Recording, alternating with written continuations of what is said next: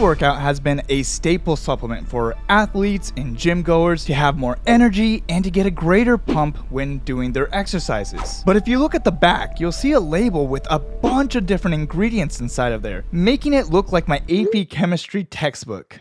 AP Chem. So the real question is, what are these ingredients and what do they even do? So I decided to answer this question by researching a bunch of popular ingredients found in most pre-workouts to see what they do and if that's something you would want to take. So let's start with the first ingredient, which is usually caffeine. Now, as an exercise physiologist, I love caffeine, and that's not because I have 3 espressos a day. I don't have a problem, but it's because caffeine is one of the most researched stimulants on the market, and I know that it works. It can help with focus and memory, as well as athletic performance, and there's plenty of studies actually backing this up. But in my opinion, the most enticing research is the ones that's done on sleep-deprived individuals, because if you're like me and work a 9 to 5, you're probably tired after work, and you're not going to be performing at your best when you're at the gym compared to a day where you didn't have to work. And especially if you're getting like 6 hours of sleep and you really work best on 8, a little caffeine can help with that performance boost to get you up as if you slept 8 hours. Now, caffeine is not a replacement for sleep, and if you're already so sleep deprived that your performance is suffering, then maybe think about getting a better sleep schedule than supplementing with caffeine. But overall, caffeine is safe for most individuals, especially when you're dosing it correctly. But that's the biggest problem with caffeine. What's a correct dose? Now, you might have remembered the charged lemonade that Panera used to sell with, I think, almost 400 milligrams of caffeine, which is just about the daily limit that's recommended. So it's no surprise that people who are getting refills of that charged lemonade were having heart palpitations and other issues. So let's not start with 400 milligrams and let's work our way up to that amount, if that's even needed. I usually say let's start with around 50 milligrams. 50 should be enough for most people to feel a difference if you don't drink any caffeine. Now, if you're someone like me who drinks coffee throughout the whole day, you'll probably be okay with around 200 milligrams. And if you're just a light tea sipper, I don't know why I did this motion, then I'd say probably 100 to 150 milligrams should be the sweet spot. But if you're someone who drinks energy drinks throughout the whole day, you can go up to 300, 400 and probably be okay, but just take it easy with it. I see some kids doing 3 scoops of 400 milligrams and then ending up like Togi.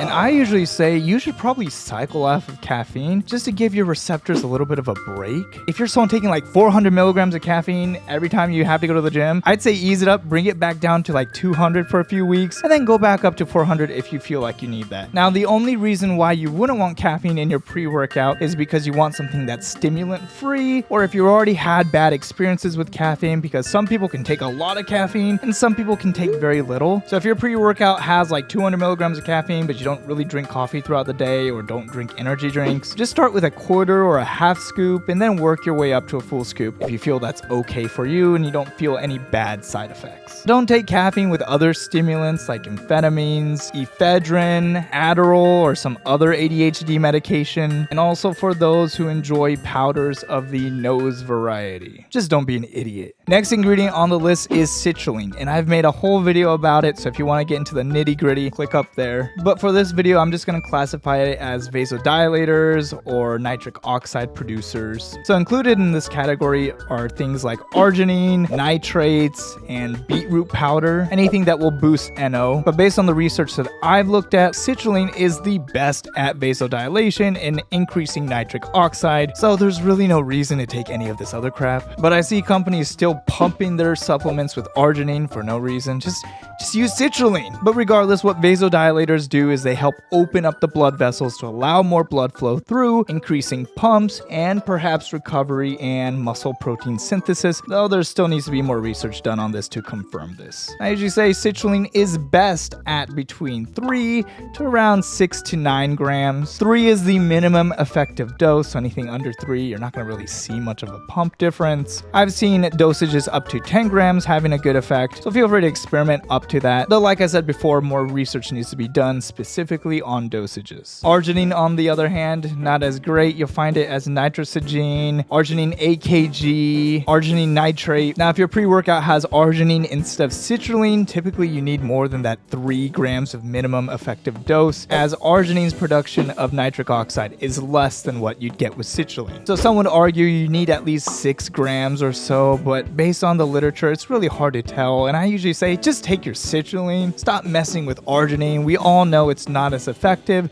so why are we still putting it in our pre-workouts? And then the other type of pump booster I see is beetroot powder, which has natural nitrates to help increase that nitric oxide production. But when I took a look at the research, the dosages for beetroot powder are all over the place. I see 1 to 2 teaspoons, I see 3 to 6 grams, and then I see 20 grams. And then specifically for things like lowering blood pressure or other medical uses, I've seen up to 500 grams being used. So being specific with the dosage when it comes to beetroot powder is really all over the place, and I can't even give you a straight answer. But whenever you're dealing with any type of vasodilator, make sure you're not taking it with any ED medication or blood pressure medication, as that can decrease your blood pressure to some dangerous levels, so just be aware of that. And honestly, if your pre-workout was just citrulline and caffeine, you're good to go. And I mean this 100%. You've got your energy and you got your pump. What else do you need? Which begs the question, why is this video so much longer? It's because companies put a whole bunch of other crap in your pre-workout, which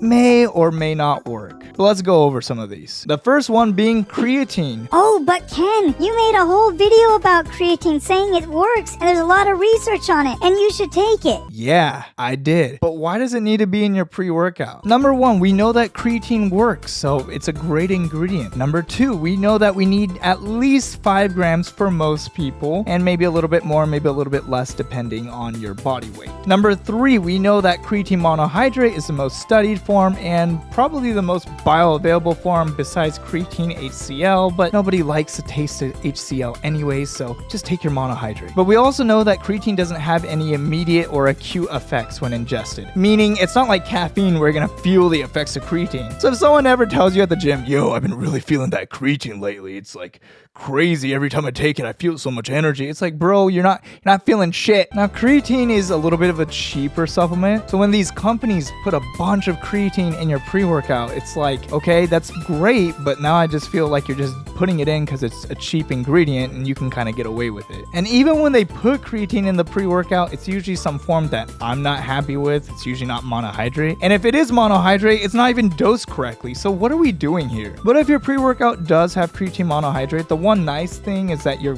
basically hitting your creatine for the day if it has 5 grams. But personally, it's not going to be something in my own mix, since I'll just buy creatine separately and then just put it into my pre-workout if I want to take it then. Next, we got another famous one, beta-alanine. Now, beta-alanine will not make you a beta, but it will make you into a crackhead because you'll be itching your skin like crazy. So if you've ever taken a pre-workout and it's giving that crazy tingly itchy feeling on your skin like there's ants crawling all over, that's beta-alanine. When I used to work at a supplement store, I used to recommend beta-alanine to everybody. You know, that 3.2 grams of effective dose should be perfect. Until studies later came out showing that it's probably not going to be doing exactly what you want it to do. Small amounts of beta-alanine are usually found in foods like meat, and it's synthesized by your liver. Now, while the 3.2 grams is technically the minimum effective dose, you can usually get away with taking 2 to 6 grams a day. Now, the reason for this is just like creatine, there's no acute immediate effect, meaning the only effect you're getting from beta-alanine by taking it right then and there is the itchy tingly feeling. The actual performance aspects of beta-alanine aren't seen until many days later when you're loaded up just like you would with creatine. And the newer research shows that beta-alanine only helps with physical activities that last longer than a minute. So unless you're doing like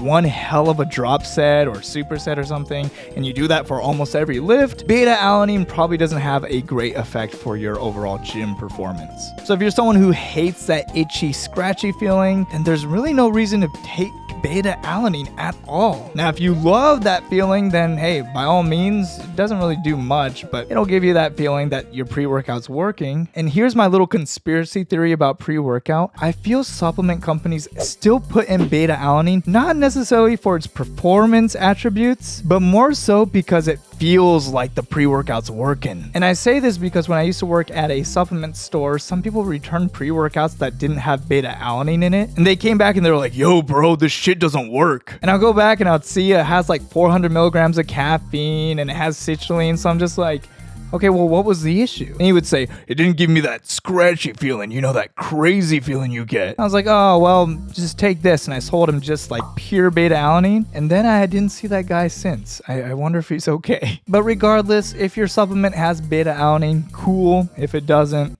cool. Next ingredient we have is betaine, which a lot of people get confused for beta-alanine. They're not the same thing. You may see betaine listed as trimethylglycine on the pre-workout label as well, but most of the time you'll just see betaine listed. Now, betaine is found naturally in things like wheat germ, wheat bran, spinach, beets, and then some sorts of fish and crustaceans, and it's synthesized by your liver and kidneys during choline catabolism. Now, most research shows that the effective dose is between 1 to 4 grams, and it aids with intracellular hydration, and it's said to help with muscle strength and endurance by maintaining cell function. Now, its effectiveness isn't near as good as something like creatine, but there are some studies that show a bit of promise. What I'm most interested in is how it clears homocysteine, which is a constant of vasoconstriction or closing up your blood vessels, which is what we don't want when we're at the gym. So by clearing out homocysteine, it might have a synergistic effect with citrulline by opening up your blood vessels more and increasing more blood flow. Now, in my opinion, I feel there needs to be more research done on this to really confirm this, and also confirm the synergistic effects of both supplements. But if you're looking to get a nasty pump in the gym, having some betaine in your pre-workout is not a bad thing. But you won't catch me taking betaine by itself or looking for it on a pre-workout label. As long as citrulline's in there, I'm usually good to go, and it's more like a little nice add-on. Which gets me to my next little nice add-on, which is any type of glycerol or glycerol powder. You might find it as Hydro Max, Glycer Pump, Hydro Prime, or just printed out as glycerol monosterate, and it's found in some dairy products such as cheese, some types of baked goods, some grains and carbs, kind of like tortillas, and then some beverages. Now, the minimum effective dose seems to be around 4 to 5 grams, but this dosage is typically seen because it's in a powdered form. When it's in a liquid form, I've seen up to 20 to 25 grams being used for the full effect. Glycerol is supposed to help with hyperhydration of the body, so that way you don't get the negative effects of dehydration. This can help prevent some muscle cramps in the gym, as well as aid in giving you an even bigger and better pump. The downside is a little bit gritty and it's a little bit clumpy, especially when you're getting a lot of powder in there. But what excites me about glycerol is not only the pump, but the synergistic effects it may have with creatine, as creatine also brings in water into the muscle cell. And while glycerol is not a must to have in a pre-workout for me, it's a nice little add-on that I won't say no to. Bringing me to my next ingredient, tyrosine. Tyrosine is an amino acid that helps your body produce neurotransmitters such as dopamine, epinephrine, or norepinephrine, also known as adrenaline and noradrenaline. These neurotransmitters help with overall cell functions and body processes. And there's some research that shows it can help with overall mood boost as well as focus. Tyrosine is naturally found in things like meat, fish, soy, nuts, beans, and whole grains. And the effective dose seems to be between 1.5 to around 5 grams. And most supplement companies add it to their pre-workout to work synergistically with caffeine for more focus, though I see more of the research pointed towards mood and reaction time and memory rather than overall athletic performance. But if it works synergistically with caffeine, it could just mean that you're a bit more dialed in during your workout. So while it's not something you definitely need in your pre-workout, it could help, especially if you're someone who takes a lot of caffeine and you're lowering the dosage since you want to kind of cycle off. Now, tyrosine isn't going to make up for the lost caffeine, though it could help overall. I also see a lot of electrolytes being added to pre-workouts, which is not a bad thing, but not necessarily a needed thing. Now, there's plenty of research showing that dehydration does decrease performance. However, the amount of electrolytes most pre-workouts put is just a sprinkle. So in the long run, if you're actually chronically dehydrated, it's not gonna do anything because you're definitely not getting enough electrolytes and definitely not getting enough sodium, because most pre-workout companies don't like to put a whole lot of sodium because it usually makes your drink taste too salty. I mean, just think about Gatorade or Powerade. But having some electrolytes is never a bad thing, and I usually see most supplement companies using a Himalayan rock salt. And by doing so, you're usually covering your sodium and chloride. And then for potassium, a lot of supplement companies usually use some sort of coconut water or coconut coconut water derivative. Though for most products, as long as you're getting a dash of sodium in there for intracellular water retention, it can help a bit with the pump and staying hydrated. I personally don't care if there's electrolytes in my pre-workout, since I usually sip on a Gatorade or a 0-calorie Gatorade while I'm at the gym. So either way, if electrolytes are in there, great. If not, that's fine too. Which gets me to the next ingredient, being B vitamins. And there's a variety of B vitamins, but the most popular ones are niacin, B6, and B12. It's true that having a lack of B vitamins in your normal diet can decrease energy and make you feel lethargic or fatigued. However, just like with the electrolytes, so many supplement companies only put just a little bit of B vitamins in there that basically don't do anything. And if they put a lot of B vitamins, it's probably the B12, which you'll see like a 2000% daily value. Now, companies don't put a lot of niacin usually because it may give you that niacin flush, which is that redness and burning sensation that you might get on your skin. I don't know what this is. And then B6 and B12 are used for energy regulation, especially B12. Now, B12 can be very effective for those who are vegetarian or vegan or people who just don't eat a lot of meats in general, because you may be deficient in B12, as that's usually the only source you can get it from, which is why you hear vegans getting those B12 injections. But if you're not a vegan or vegetarian and you're not deficient in B12, all of that B12 is just gonna be